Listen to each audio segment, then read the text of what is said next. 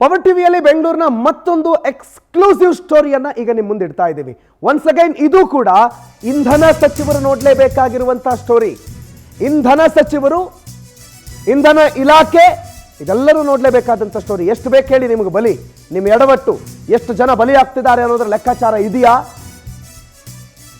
ಮನೆ ಬೆಳಗೋದಕ್ಕೆ ಹೋಗಿ ಪ್ರಾಣವನ್ನೇ ಕಳ್ಕೊತಿದ್ದಾರೆ ಸಿಬ್ಬಂದಿ.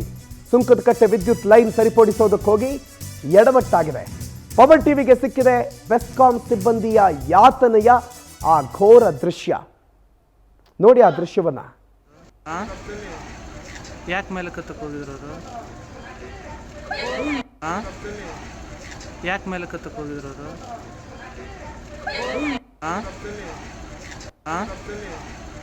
ಯಾಕೆ ಮೇಲೆ ಕತ್ತಕ್ಕೆ ಹೋಗಿದ್ರು ಅವರು?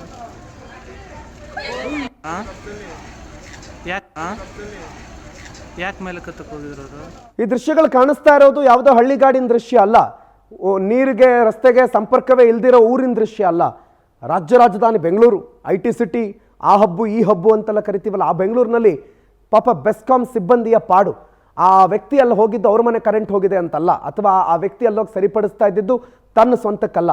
ಒಂದು ಸಿಬ್ಬಂದಿಯ ಕೆಲಸ, ಅಲ್ಲೇನೋ ಊರಲ್ಲಿ ಯಾರ್ದೋ ಒಂದು ಮನೇಲಿ ಕರೆಂಟ್ ಇಲ್ವೋ ಅಥವಾ ಒಂದು ಏರಿಯಾ ಕರೆಂಟ್ ಇಲ್ವೋ ಅದನ್ನು ಸರಿ ಮಾಡೋದಕ್ಕೆ ಅಂತ ಹೇಳಿ ಸಿಬ್ಬಂದಿ ಹತ್ತಿದ್ರೆ ಅವ್ರಿಗೊಂದು ಸುರಕ್ಷತೆ ಅಂತಿಲ್ಲ. ಅವ್ರಿಗೆ ಮಿನಿಮಮ್ ಒಂದು ಸುರಕ್ಷತೆ ಅಂತ ಒಂದು ಇದೆ ರೀ, ಶಾಕ್ ಪ್ರೂಫ್ ಗ್ಲೌಸು ಅಂತ. ಮನೆಗೆ ಬರೋ ಎಲೆಕ್ಟ್ರಿಕ್ ಕಾಂಟ್ರಾಕ್ಟರ್ಗಳೇ ಹಾಕೋತಾರೆ. ಸರ್ಕಾರಕ್ಕೆ ಕೊಡೋಕ್ಕಾಗಲ್ವಾ ಬೆಸ್ಕಾಂ ಸಿಬ್ಬಂದಿಗಳಿಗೆ ಶಾಕ್ ಪ್ರೂಫ್ ಗ್ಲೌಸ್ಗಳನ್ನು, ಶೂಗಳನ್ನು ಕೊಡೋಕ್ಕಾಗಲ್ವಾ? ಕ್ಲೈಂಬರ್ಗಳನ್ನು ಕೊಡೋಕ್ಕಾಗಲ್ವಾ? ಇಷ್ಟೆಲ್ಲ ಕೊಡದೆ ಅವ್ರ ಜೀವ ಜೊತೆ ಚಲ್ಲಾಟ ಆಡಿಕೊಂಡು ಪ್ರಾಣ ಹೋಗೋದನ್ನು ನೋಡಿಕೊಂಡು ಗಹಗಹಿಸಿ ನಕ್ಕೊಂಡು ನೀವು ನಿಮ್ಮಷ್ಟು ದುಡ್ಡು ಮಾಡ್ಕೊಂಡು ಕೂತ್ಕೊಂಡ್ರೆ ಯಾರ್ರೀ ನಿಮ್ಮ ಇಲಾಖೆಯನ್ನು ನೋಡ್ಕೊಳ್ಳೋರು? ಯಾರ ಹಣೆ ಬರ ಇದು? ಯಾರ ಹೊಣೆ ಇದು? ಒಬ್ಬ ವ್ಯಕ್ತಿ ಬೆಂಗಳೂರಲ್ಲಿ ಸುಂಕದಕಟ್ಟೆ ಅಂತ ಒಂದು ಪ್ರೈಮ್ ಏರಿಯಾದಲ್ಲಿ ಇಲೆಕ್ಟ್ರಿಕಲ್ ಲೈನ್ ಸರಿಪಡಿಸೋದಕ್ಕೆ ಹೋಗಿ ಈ ರೀತಿ ತಗಲಾಕೊಂಡು ಯಾತನೆ ಅನುಭವಿಸ್ತಾನೆ ಅಂತಂದ್ರೆ ಯಾರಿಗೆ ಬೇಕಾ ಲೈನ್ ಮೆನ್ ಕೆಲಸ? ಮಳೆಗಾಲದಲ್ಲಂತೂ ಪಾಪ ಅವ್ರ ಜೀವವನ್ನ ಕೈಯಲ್ಲಿ ಇಟ್ಕೊಂಡು ಕೆಲಸ ಮಾಡ್ತಾರೆ. ಇಷ್ಟೆಲ್ಲ ನಡೀತಾ ಇದ್ರೆ ನಮ್ಮ ಮಿನಿಸ್ಟರ್ ಸಾಹೇಬರು ಸ್ಮಾರ್ಟ್ ಲೂಟಿ ಮಾಡ್ಕೊಂಡು ಕೂತಿದ್ದಾರೆ. ಅಧಿಕಾರಿಗಳೆಲ್ಲರ ಮನಸ್ಸಲ್ಲೇ ಇದೆ. ಪವರ್ ಟಿವಿ ಬಿಚ್ಚಿಟ್ಟಿದೆ ಈಗಾಗಲೇ ಅಧಿಕಾರಿಗಳ ಸ್ಮಾರ್ಟ್ ಲೂಟಿಯ ಕಥೆಯನ್ನ. ಭಯಾನಕ ದುರಂತ ನಡೆದ್ರು ಬೆಸ್ಕಾಂ ಅಧಿಕಾರಿಗಳಿಗೆ ತಲೆನೇ ಕೆಡಿಸ್ಕೊಳ್ಳಲ್ಲ. ಬೆಸ್ಕಾಂ ನಿರ್ಲಕ್ಷ್ಯಕ್ಕೆ ಸಿಬ್ಬಂದಿ ಕುಟುಂಬ ವಿಲವಿಲ ಅಂತ ಒದ್ದಾಡ್ಬೇಕು ಪಾಪ. ಕರೆಂಟ್ ಶಾಕ್ ಹೊಡೆದಿದೆ. ಸಾವು ಬದುಕಿನ ನಡುವೆ ಆ ಪ್ರಕಾಶ್ ಅನ್ನೋ ವ್ಯಕ್ತಿ ಹೋರಾಡ್ತಿದ್ದಾರೆ. ಬುಧವಾರ ಮಧ್ಯಾಹ್ನ ವಿದ್ಯುತ್ ದುರಸ್ತಿ ಸಂದರ್ಭದಲ್ಲಿ ಪ್ರಕಾಶ್ಗೆ ಕರೆಂಟ್ ಶಾಕ್ ಹೊಡೆಯುತ್ತೆ. ಘಟನೆ ನಡೆದ್ರು ಇನ್ನೂ ದೂರು ದಾಖಲಾಗಿಲ್ಲ, ಪರಿಹಾರ ಇಲ್ಲ, ಯಾರಿಗೂ ಗೊತ್ತೇ ಇಲ್ವೇನೋ ಪಾಪ. ಅಧಿಕಾರಿಗಳು ನಮಗೇನಾಗ್ಬೇಕ್ರಿ, ನಮ್ಮನೆಯವರ ಅನ್ನೋ ರೀತಿಯಲ್ಲಿ ಇದ್ದಾರೆ. ಮುಂಜಾಗ್ರತೆ ಇಲ್ಲ, ಅವೈಜ್ಞಾನಿಕ ರೀತಿಯಲ್ಲಿ ಕೆಲಸ ಮಾಡಿಸೋದು, ಲೈನ್ ಮನೆಗಳ ಮೇಲೆ ಒತ್ತಡ ಹೇರಿ ಕೆಲಸ ಮಾಡಿಸ್ತಾ ಇರೋ ಆರೋಪಗಳು ಕೇಳಿ ಬರ್ತಾ ಇದೆ.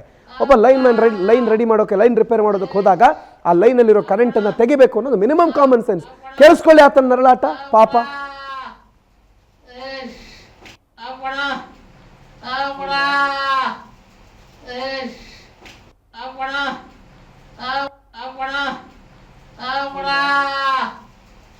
ಮೋರ್ ದನ್ 50% ಬರ್ನಿಂಗ್ ಗಾಯಗಳಾಗಿದೆ, ಮೈ ಮೇಲೆ ಸುಟ್ಟು ಗಾಯಗಳಾಗಿದೆ. ಕರೆಂಟ್ ಅಂತಂದ್ರೆ ತಮಾಷೆನೇನ್ರಿ? ಮನೆಯಲ್ಲಿರೋ ಒಂದು ಸಣ್ಣ ಸಾಕೆಟ್ ಅಲ್ಲಿ ಸ್ವಲ್ಪ ಕರೆಂಟ್ ಮುಟ್ಟಿದ್ರೇನೆ ಶಾಕ್ ಹೊಡೆದು ಒಂದ್ಸಲ ದೂರ ಕೂತ್ಕೊಂಡ್ಬಿಡ್ತೀವಿ, ಎಳೆದು ಎಷ್ಟು ಬಿಸಾಡ್ಬಿಡುತ್ತೆ. ಅಂತಂದ್ರೆ ಲೈನು ಇಡೀ ಊರಿಗೂರೇ ಸಪ್ಲೈ ಕೊಡುವಂತ ಲೈನ್ ಇದು. ಎಷ್ಟು ಹೈ ವೋಲ್ಟೇಜ್ ಕರೆಂಟ್ ಇರುತ್ತೆ ಅದರಲ್ಲಿ. ಆ ಹೈ ವೋಲ್ಟೇಜ್ ಕರೆಂಟನ್ನು ಆಫ್ ಮಾಡ್ಕೊಂಡು ಒಬ್ಬ ವ್ಯಕ್ತಿಯನ್ನು ಮೇಲೆ ಕಳಿಸ್ಬೇಕು ಅನ್ನುವ ಮಿನಿಮಮ್ ಕಾಮನ್ ಸೆನ್ಸ್ ಇಂಧನ ಇಲಾಖೆಗೆ ಇಲ್ಲ ಅಂತಂದ್ರೆ ನೀವು ಇಂಧನ ಇಲಾಖೆಯಲ್ಲಿರೋದಕ್ಕೆ ನಾಲಾಯಕಗಳು, ನೀವು ಹೋಗಿ ಅಲ್ಲಿ ಬೇರೆ ಕೆಲಸ ಮಾಡ್ಕೊಂಡಿರಿ. BBMP ಅವ್ರದ್ದೇ ಬೇರೆ ಕೆಲಸ ಇದೆ, ಕಸದ ಗಾಡಿಗಳಿದಾವೆ ನೋಡಿ, ಅದರಲ್ಲಿ ಹೋಗೋದಾದ್ರೆ.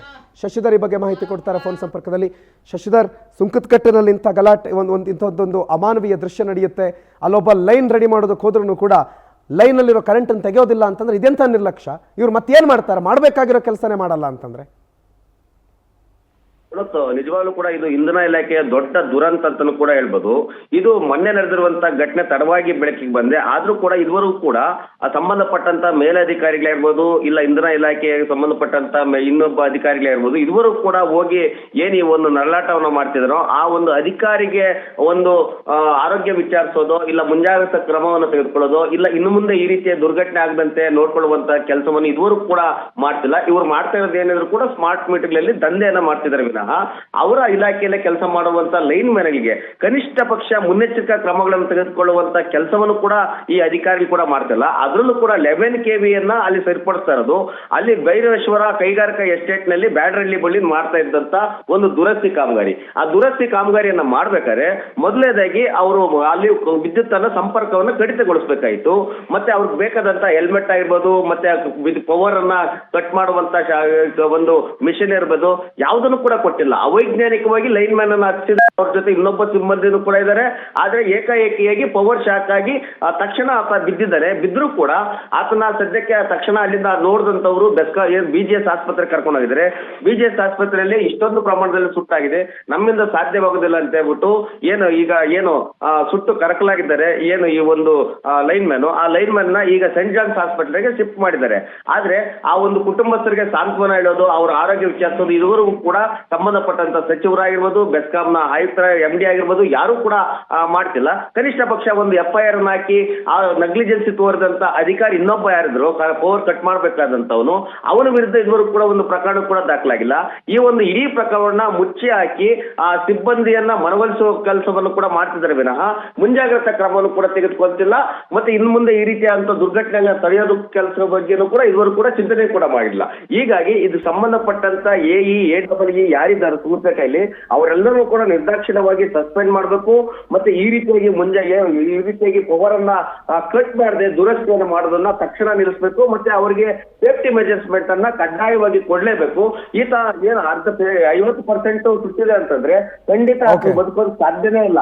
ವೈದ್ಯಾಧಿಕಾರಿಗೆ ಹೇಳುವಂತ ಏನ್ ಮಾಹಿತಿ ಪ್ರಕಾರ 20% ಮೇಲೆ ಏನಾದ್ರು ಬಾಡಿ ಏನಾದ್ರು ಬರ್ನ್ ಆದ್ರೆ ಅವರು ಬದುಕೊಳ್ಳೋದಕ್ಕೆ ಸಾಧ್ಯವಾಗಿಲ್ಲ. ಹಾಗಾಗಿ 50%ಗಿಂತ ಹೆಚ್ಚಾಗಿ ಏನ್ ಈ ಸುರೇಶ್ಗೆ ಒಂದು ಏನು ಅಗ್ನಿ ಅವಘಡ ಐತೆ, ಈ ಒಂದು ಅಗ್ನಿ ಅವಘಡದಿಂದ ಆತನ ಪ್ರಾಣ ಹೋಗುತ್ತೆ ವಿನಃ ಬೆಸ್ಕಾಂ ಇಲಾಖೆ ಕೋಟ್ಯಾಂತರ ರೂಪಾಯಿ ಕಿಕ್ ಬ್ಯಾಕ್ ಬರುತ್ತೆ ವಿನಃ ಇವರನ್ನ ಕನಿಷ್ಠ ಪಕ್ಷ ಅವರ ಸಿಬ್ಬಂದಿಗಳನ್ನ ರಕ್ಷಣೆ ಮಾಡುವಂತ ಕೆಲಸವನ್ನು ಕೂಡ ಇವರು ಮಾಡ್ತಿಲ್ಲ. ಹೀಗಾಗಿ ಇದ್ರ ಬಗ್ಗೆ ಸಂಪೂರ್ಣವಾಗಿ ತನಿಖೆ ಆಗಬೇಕು, ತಪ್ಪಿತಸ್ಥರಿಗೆ ಶಿಕ್ಷೆ ಆಗ್ಬೇಕು ಅಂತ ಒಂದಷ್ಟು ಜನ ಸ್ಥಳೀಯರು ಕೂಡ ಆಕ್ರೋಶ ವ್ಯಕ್ತಪಡಿಸಿದ್ದಾರೆ.